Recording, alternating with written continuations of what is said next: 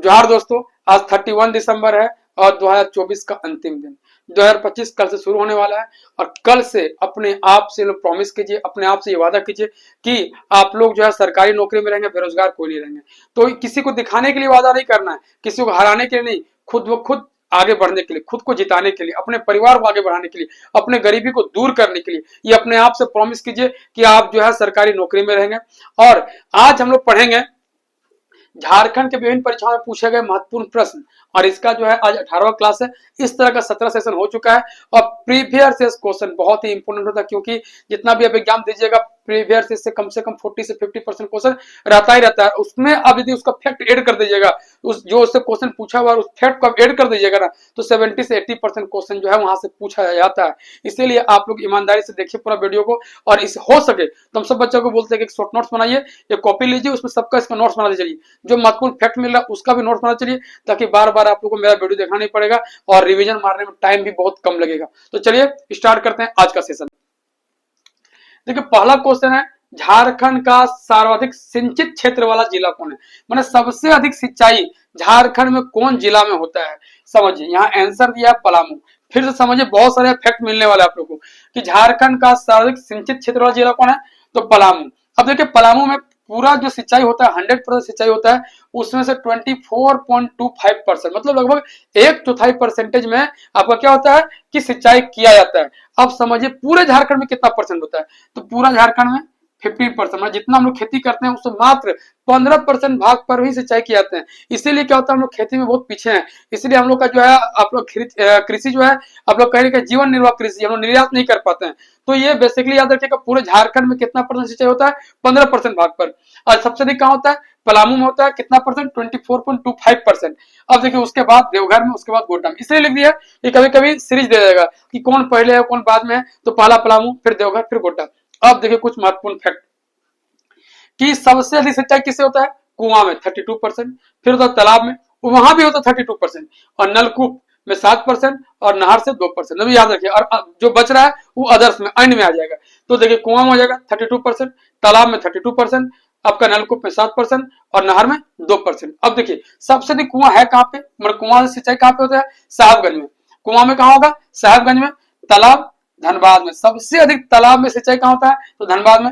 और नलकूप यहाँ भी साहबगंज, मतलब कुआं और नलकूप दोनों में सबसे अधिक सिंचाई कहाँ पे होता है, साहबगंज में होता है। और नहर में पूर्वी सिंहभूम में, याद रखिएगा, नहर में कहाँ होता है, पूर्वी सिंहभूम में। तो ये सारा फैक्ट था कि पूरे झारखंड में 15% भाग पर सिंचाई होता है। सबसे अधिक पलामू में होता है 24.25%, उसका देवघर में होगा, फिर गोड्डा में होगा, फिर आपका जो कुआं में 32%, साहबगंज, नलकूप में 7%, साहबगंज आगे है, तालाब में 32%, धनबाद आगे है, और नहर में 2%, पूर्वी सिंहभूम आ गए। तो इतना सारा फैक्ट एक क्वेश्चन से। अब देखिए इस तरह क्वेश्चन आपको मिलेगा एग्जाम में, जब जाइएगा तो 2-3 क्वेश्चन आजकल इस तरह डालने लगा कि आपको दे देगा सजाने के लिए। देखिए यहाँ सब स्टेडियम है, तो पहला कीनन स्टेडियम है, फिर मैकन स्टेडियम है, फिर परमवीर अल्बर्ट एक्का स्टेडियम है, जगह नहीं से पुराने लिख पाए, और इंडोर स्टेडियम। क्या क्या बोले, Keenan stadium, Mecon stadium, Paramvir Albert Ekka stadium और इंडोर स्टेडियम। अब इसको बताना है आप लोग कहाँ कहाँ ये सब स्टेडियम सब है। तो कीनन स्टेडियम जानते हैं क्रिकेट से जुड़ा हुआ है, जमशेदपुर में है। मैकॉन स्टेडियम ये आपका रांची में है। परमवीर अल्बर्ट एक्का स्टेडियम तो ये गुमला में है, और इंडोर स्टेडियम दुमका में है। देख ले फिर से, कीनन स्टेडियम कहाँ पे है, जमशेदपुर में। मैकन स्टेडियम कहाँ पे है, रांची में। परमवीर अल्बर्ट एक्का स्टेडियम कहाँ पे है, गुमला में। इंडोर स्टेडियम कहाँ पे है, दुमका में। तो इस तरह आप लोग को सजा देना है। और आप लोग को यदि कुछ और मिलता है रांची में और कौन कौन स्टेडियम है, जैसे Jharkhand cricket association academy, JSCA, ये जो आपका जो है झारखंड स्टेट क्रिकेट एसोसिएशन, जो जिसको बोलते हैं झारखंड का क्रिकेट का घर कहा जाता है, क्रिकेट हाउस ऑफ झारखंड कहा जाता है, तो ये आपका रांची में है। उस तरह आपको और भी जो कुछ मिलता है तो बगल में आप लिख दीजिए यहाँ पे, ताकि एक जगह आपका सब हो जाएगा। अब देखिए अगला, किस खनिज का एकमात्र उत्पादक राज्य झारखंड है? माने झारखंड के अलावा पूरे भारत में कहीं नहीं होता है, सिर्फ झारखंड में ही होता है। तो कौन सा है, यूरेनियम और पाराइट। तो रख लीजिए, यूरेनियम और पाराइट कहाँ होता है, झारखंड में। 100% उत्पादन कहाँ होता है, सिर्फ झारखंड में होता है।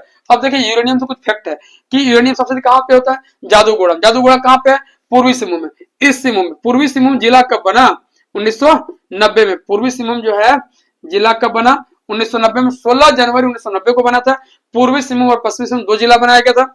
अब देखिए जादूगोड़ा, तो जादूगोड़ा बता दिया आपको कि अब देखिए यहाँ पे लिखे 1967, यहाँ पे uranium corporation of India limited.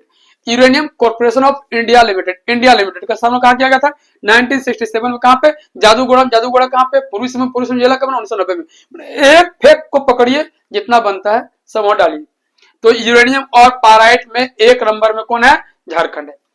अब पूरे भारत का 40% जो है खनिज उत्पादन करने वाला जो राज्य है, अकेले झारखंड है। फिर भी गरीब है हम लोग।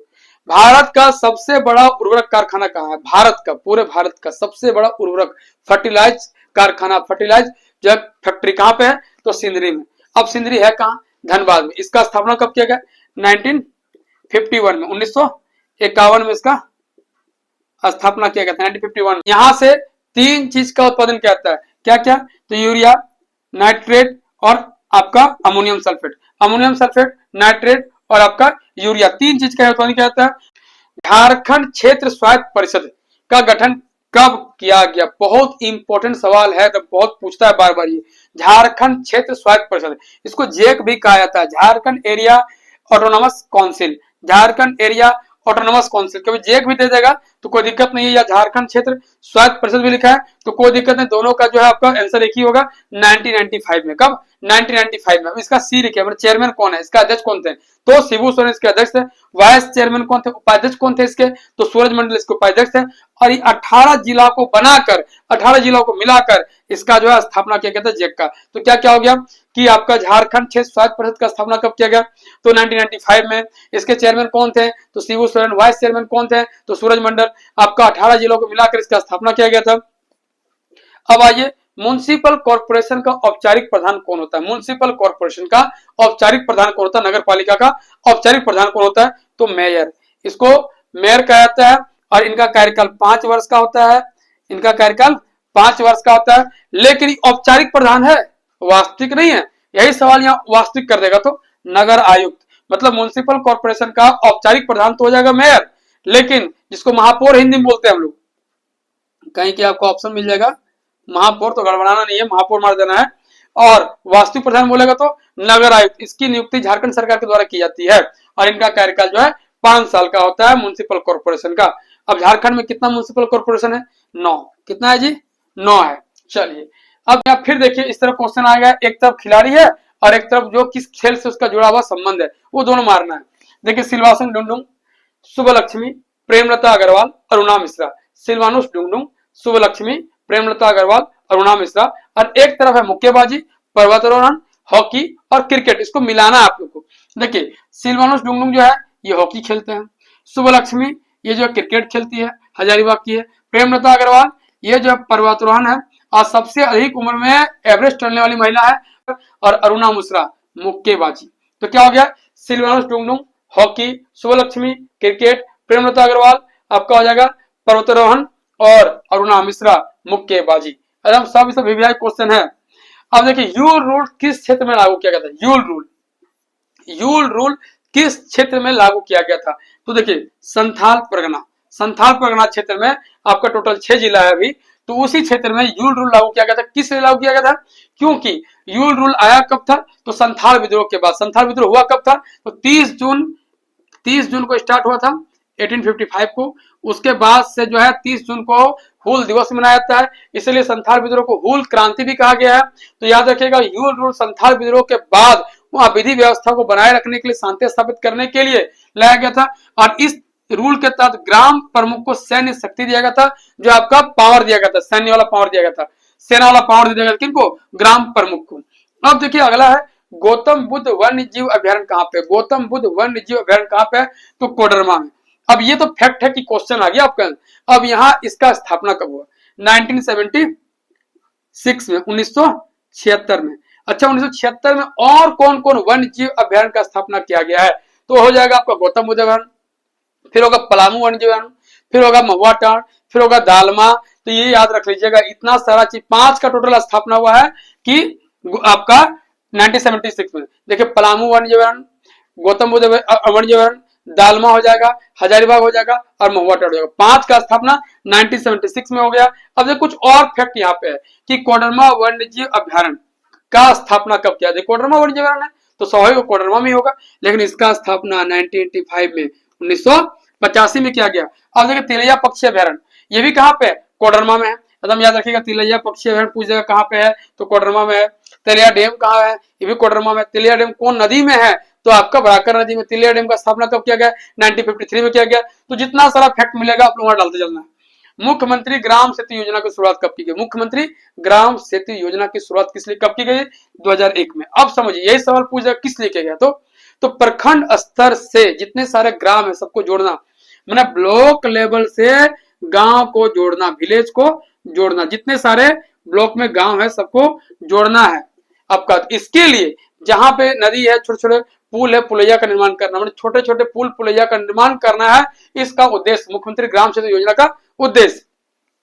अब देखिए पेशा की स्थापना किस वर्ष की गई थी, पेशा इसका फुल फॉर्म क्या होता है, panchayat extension schedule area, panchayat extension schedule area. इसका स्थापना किस वर्ष किया गया, 1996 में, 1996 में। अब आइए अगला, धनबाद का सरदार किस जनजाति को कहा था, हम बार बार बोलते हैं जनजाति। 32+1 अभी हो गया पूरा 33 जनजाति है भाई। वहां से क्वेश्चन पूछेगा, जनजाति को आंख बंद करके हनुमान चालीसा की तरह याद रखिए आप लोग। क्या बोले, धनबाद का सरदार किसे कहता है, तो कहता है भूमिज को। किसको, भूमिज को। अब देख कुछ कुछ फट जाइए जो आपको याद करना है। चुआड़ भी कहता है, किनको, आपका भूमिज को। भूमिज जनजाति को चुआड़ भी कहा गया है। अब देखिए लाया क्या है, तो भूमिज जनजाति के धार्मिक प्रधान को लाया कहा जाता है। और ग्राम ठाकुर कौन है, तो ग्राम ठाकुर जो है आपका भूमिज जनजाति का सर्व प्रमुख देवता है। कौन है, सर्व प्रमुख देवता है। तो क्या हो गया, भूमिज को धर्मात का सरदार कहता है, इसे चुआड़ भी कहता है, इसका धार्मिक प्रधान को लाया बोलेंगे, और इसका प्रमुख देवता को ग्राम ठाकुर कहा जाता है। अब देखिए लास्ट क्वेश्चन, केथा का शिव मंदिर कहाँ पे है, एकदम सिंपल सवाल है, आसान सवाल है, रामगढ़ में। ये तो सवाल बहुत आसान है, लेकिन देखिए ये सब जुड़ा हुआ फैक्ट जो जानना बहुत जरूरी है कि इसको जो है राष्ट्र धरोहर का दर्जा कब दिया गया, 2016 में। राष्ट्र धरोहर का दर्जा कब दिया गया, 2016 में। अब ये जो मंदिर बना था केथा का शिव मंदिर, इसका पहले उपयोग किस लिए किया जाता था, तो सैन्य उपयोग के लिए। किसके लिए, सैन्य उपयोग के लिए किया जाता था। और ये मुगल, राजपूत, बंगाल, 3 शैली में बना हुआ है। मुगल, राजपूत और बंगाल 3 शैली में जो ये मंदिर बना हुआ है, इसीलिए इसको जो है राष्ट्र धरोहर में आपका शामिल किया गया है। तो देखिए एक ही चीज में आपका ज्यादा यहाँ क्वेश्चन नहीं है, 13 क्वेश्चन है, लेकिन अब फैक्ट देखिएगा तो कुल मिलाकर आपका 50 से 60 हो जाएगा, मतलब टोटल 50-60 आपको फैक्ट मिल जा रहा है। तो आप लोग क्या कीजिए, कॉपी निकालिए, नोट्स बनाइए और लिखते चलिए, ताकि आपको बाद में काम देगा। एग्जाम के टाइम में सिर्फ रिविजन ही काम देता है। आप एग्जाम के टाइम सोचिए हम तैयारी करेंगे, तैयारी कभी नहीं होगा। आप लोग गलत कर रहे हैं कि फॉर्म भर दिए हैं और सोचे वेट कर रहे हैं सरकार कब एग्जाम लेगा, ले लिया तो। हम तो वही बोलते हैं बार बार, यदि ले लिया तो आप क्या कीजिएगा, फिर तो हाथ में हाथ पकड़ के रहिए आप। वैसा नहीं करना है, एग्जाम के टाइम तैयारी नहीं करना है, एग्जाम के टाइम सिर्फ रिवीजन, ओनली फॉर रिवीजन मारना है। लेकिन अभी क्या करना है, पूरा सिलेबस को खा के रखिए, पी के रखिए, खत्म करके रखिए, और एग्जाम के टाइम जब आएगा उसको रिवीजन मारिए। अभी अपना जितना सारा अपने आपको एक्सटेंशन कर सकते, जितना अपने आपको बढ़ा सकते हैं उतना बढ़िया है। लेकिन एग्जाम के टाइम बिल्कुल जो है हनुमान की तरह छोटा रूप हो जाना है। लेकिन अभी क्या, अपना बृहत रूप में रहिए और तैयारी में फोकस कीजिए। लेकिन जैसे एग्जाम आपका डेट दिया, अपने आपको एकदम जो नोट्स है उसको रिवीजन मारते रहिए। लेकिन अभी उसको समझ दीजिए। आप सोचिएगा आप एग्जाम के टाइम नोट्स बनाएंगे, संभव नहीं है। आप सबको नया साल का जो है बहुत बहुत मुबारक एडवांस में। और आप लोग नया साल में नया क्रांति लाइए, अपने अंदर जो नया एक विश्वास पैदा कीजिए कि हम लोग का नौकरी होगा, और 100% आप लोग का नौकरी होगा। हम लोग भी सपोर्ट करेंगे, और भी लोग जो आपके साथ जुड़ा हुआ है उन सबको आप लोग भी सपोर्ट कीजिए। तभी हमारा समाज, हमारा सोसाइटी जो है परिवर्तन होगा। तभी हम लोग जो है एक नए समाज का निर्माण कर सकते हैं। और वैसा समाज जहाँ पे भूखमरी ना हो, गरीबी ना हो, और वैसा समाज जहाँ पे लोग जुआ ना खेले, वैसा समाज जहाँ पे लोग नशा ना करे, वैसा समाज जहाँ पे सब एक दूसरे का सपोर्ट करे। तो दोस्तों फिर मिलते हैं नेक्स्ट वीडियो में, तब तक के लिए जोहार, जय झारखंड।